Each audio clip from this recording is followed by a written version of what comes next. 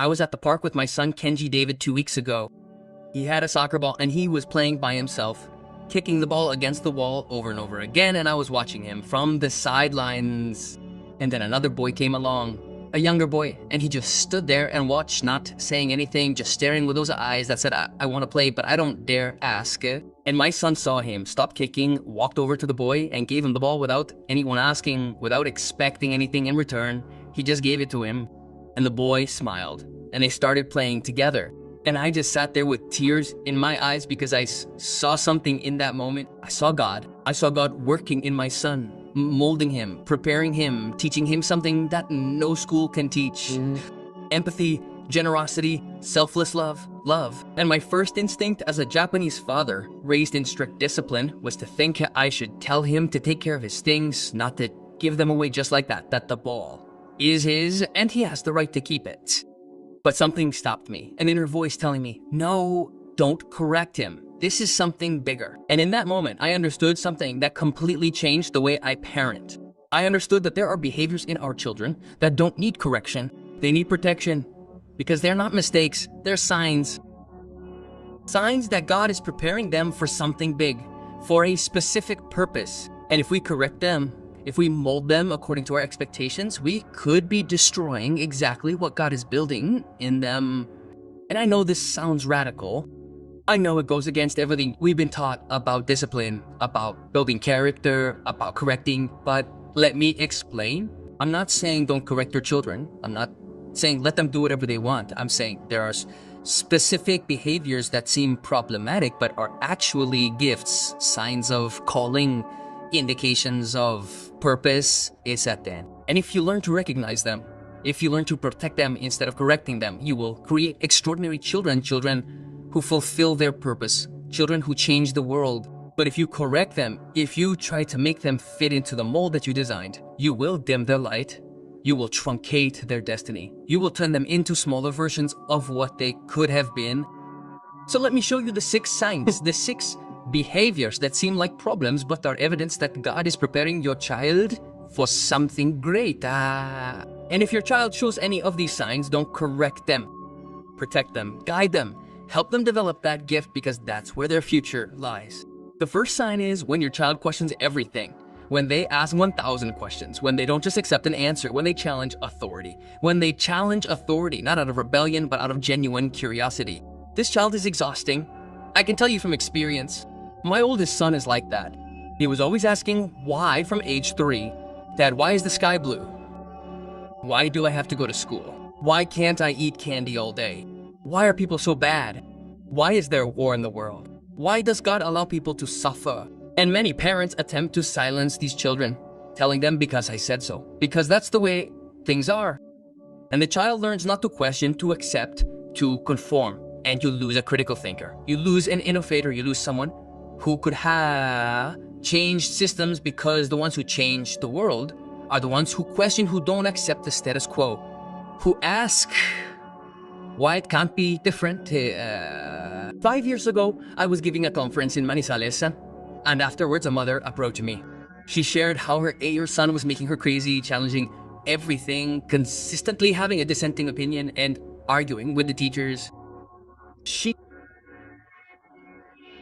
asked me how to make him obey, how to shut him up, how to make him normal. And I told her something that shocked her. I told her, your son doesn't need to be silenced, he needs to be guided. That gift of questioning, that mind that doesn't accept simple answers, that is the gift of a leader, of a thinker, of a revolutionary. Don't kill it, cultivate it. And I gave her a strategy. I told her, when your son asks you a question, instead of giving him the answer, ask him another question. Teach him to think. Teach him to investigate. Teach him to seek answers. Don't make him obedient. Make him wise. And 2 years later, I received an email from her. She told me that her son, now 10 years old, had won a science fair, that he had developed a project on water purification, that he had questioned why there were areas in his city without clean water and had looked for solutions, and that he had created something at age 10 because his mother decided to protect his gift instead of correcting it. So if your child questions everything, don't silence him. Answer his questions. Or better yet, help him find the answers. Teach him to investigate, to think critically, to not accept everything he is told, because that child is going to be a leader. He is going to be an innovator. He is going to change things, but only if you protect that gift now. The second sign is when your child is extremely sensitive, when he cries at everything, when he is affected by movies, when he can't see others suffer, when he feels other people's emotions as if they were his own. This child is also exhausting because the world is not soft, and you, as a parent, want to toughen him up. You want to tell her not to cry, to be strong, not to be so dramatic, that not everything is so serious. And slowly the child learns to close her heart, not to feel, to protect herself emotionally, and you lose an empath. You lose someone who could have been a psychologist, a social worker, a teacher, a counselor, a spiritual leader, because those who heal the world are those who feel deeply. My daughter Ima is like that. Since she was little, she has been extremely sensitive. She cries watching movies. She cries when she sees sad news. She cries when she sees abandoned animals. And there was a time when I thought I needed to toughen her up, especially because the world is cruel and I don't want her to suffer. But God showed me something. He showed me that her sensitivity is not a weakness, it is her superpower. It is what is going to turn her into someone who makes a difference, because she feels what others ignore, she sees what others don't. And that sensitivity is going to lead her to help people, to comfort, to heal, to love in ways that I can't. So I changed my approach. Instead of telling her don't cry, I tell her it's okay to feel. Instead of telling her not to be so sensitive, I tell her your big heart is a gift. And I teach her to channel that sensitivity, to turn it into active compassion, into service, into practical love.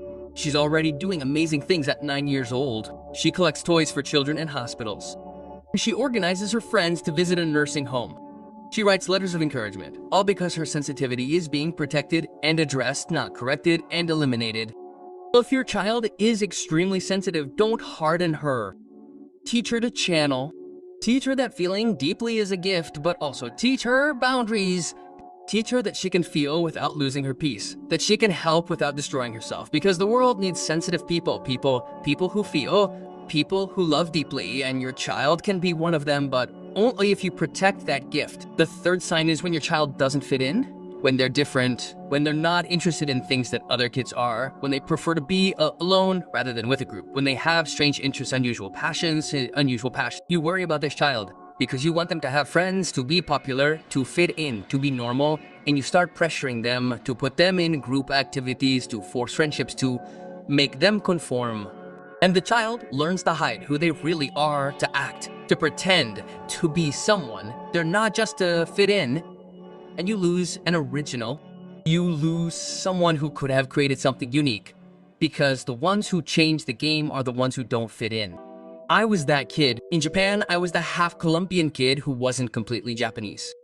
In Colombia, I was the half Japanese kid who wasn't completely Colombian. I never completely fit in anywhere, and my father saw that. And instead of trying to make me fit in, he told me something I've never forgotten. Kenji told me, "You weren't born to fit in, you were born to stand out. Your difference is not your weakness, it's your strength." And he gave me permission to be different, to embrace both of my cultures, to be unique. And that difference is exactly what made me who I am today, because I can speak to Latinos from a Japanese perspective, and I can speak to Japanese people from a Latino perspective, and that unique combination is my value, it's my gift, it's my purpose. But if my father had forced me to fit in, to choose a side, to be normal, I would have never discovered my voice, my purpose, my calling. So if your child doesn't fit in, celebrate them. Don't force them to conform. Help them discover why they are different, what makes them unique, what their specific gift is, because that's where their purpose lies, in their difference, not in their conformity. The fourth sign is when your child is obsessively passionate about something, when they have this all-consuming interest, which could be music, drawing, reading, science, sports, whatever, and they dedicate hours to that. Hours that you think they should be using for other things, for socializing, for studying important subjects, for being more balanced. And you start to limit that passion, to tell them that it is not productive, that they need to focus on serious things, that it has no future. And slowly you extinguish its fire and you lose an expert, a teacher, someone who could have been the best at something, because excellence comes from disciplined obsession, from 10,000 hours, from extreme focus. I see this all the time.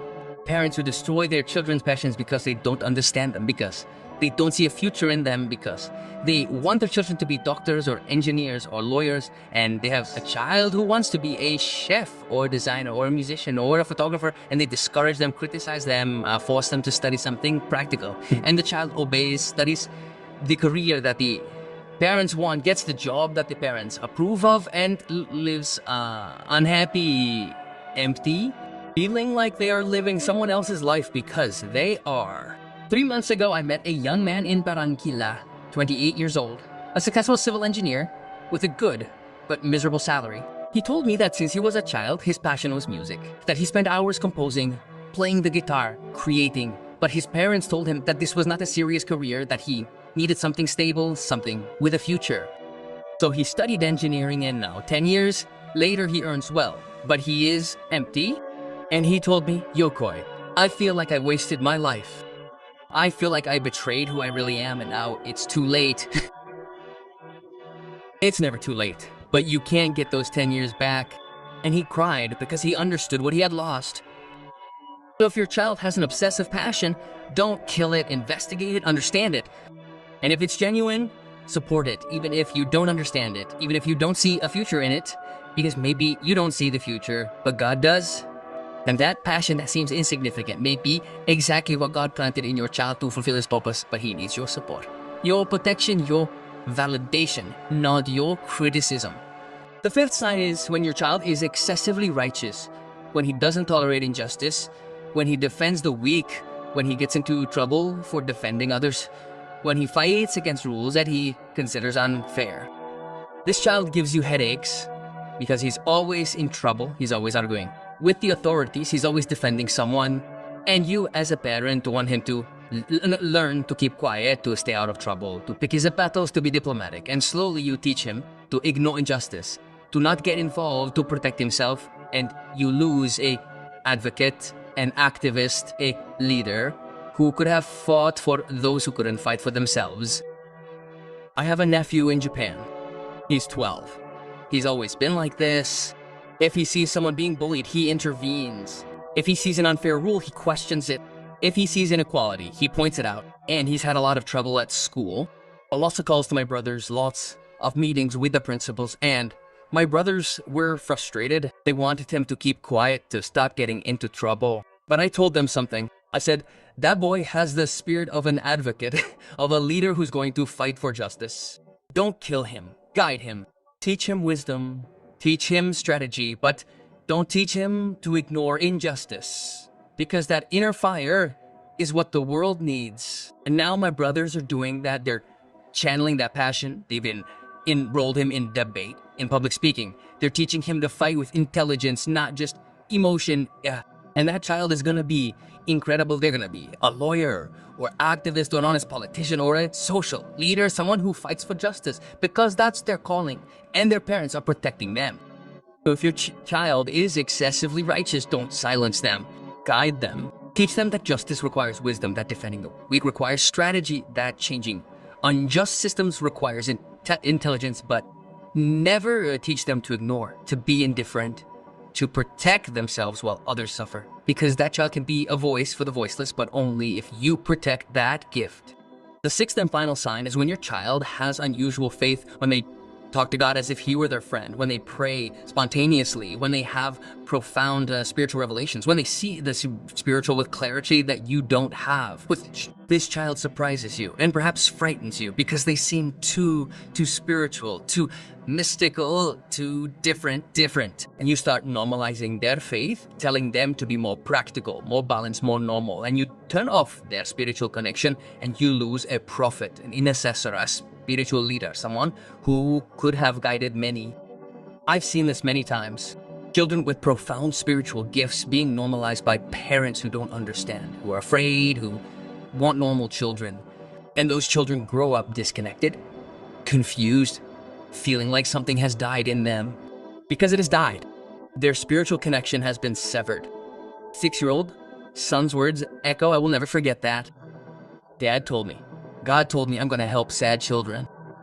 And I looked at him, and my first instinct was to say, that's nice, son, but you're too young." But I stopped and asked him, how did he say it? And he explained it to me with that childlike clarity, with that simple but profound faith. And I understood God is speaking to him. And I can't normalize that. I can't turn that off.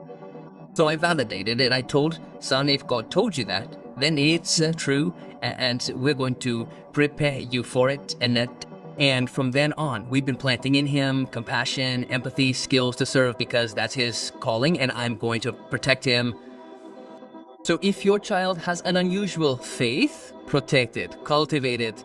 Don't normalize it, don't extinguish it. Don't be afraid of it, because maybe God planted something special in your child, a spiritual calling, a purpose that requires faith, and your job is not to normalize it, it's to prepare him. These are the 6 signs, 6 behaviors that seem like problems but are gifts. 6 indications that God is preparing your child for something great. And if your child shows any of these signs, your job is not to correct, it's to protect, guide, cultivate. Because you are raising someone who is going to change the world in their own way, with their gifts, fulfilling their unique purpose. But only if you don't destroy them, trying to make them fit into your mold, your vision, your expectations, because your expectations are not their destiny. God has a plan for your child, a specific plan, a unique purpose, and part of that plan is already manifesting in these behaviors, in these gifts, in these signs. Your job is to recognize them, protect them, and help your child develop them. Not to destroy them because you don't understand them, not to eliminate them because they make you uncomfortable, not to correct them because they are different, but to embrace them, celebrate them, and prepare them to flourish, because that is where your child's future lies, in those gifts that God planted, not in the mold that you designed. And when you understand that, everything changes. You stop trying to form your child in your image, and you start helping them discover the image of God in them. And that is the difference between a parent who raises successful children and a parent who raises children with purpose. Success is external. It is what the world values. But purpose is internal. It is what God planted. And your child doesn't need your success, they need their purpose. And you can help them find it if you learn to see the signs and protect them. If this message has changed your perspective on your child, if it has made you see their behaviors with new eyes, if you've understood that perhaps you've been correcting what you should be protecting, I want to ask you something.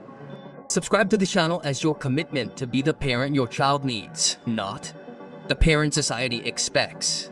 Each video will remind you that your job is not to create copies, it's to cultivate originals. When you like this video, do it as your declaration that you will protect your child's gifts, that you will see the signs, that you will support their purpose, even if you don't fully understand it. That like is your pact with your child's future. Leave me a comment telling me which of these 6 signs you see in your child. They question everything, are sensitive, don't fit in, obsessively passionate, excessively righteous, and unusual in faith. Write it down, because when you write it down, you recognize it.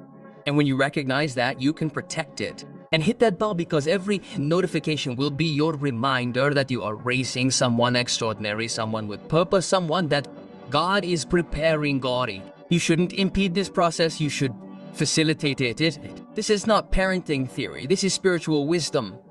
Realize your children aren't yours, they belong to God. You are just the temporary manager, the facilitator, the protector. And your success as a parent is not measured by how obedient they are. It is measured by how connected they are to their purpose.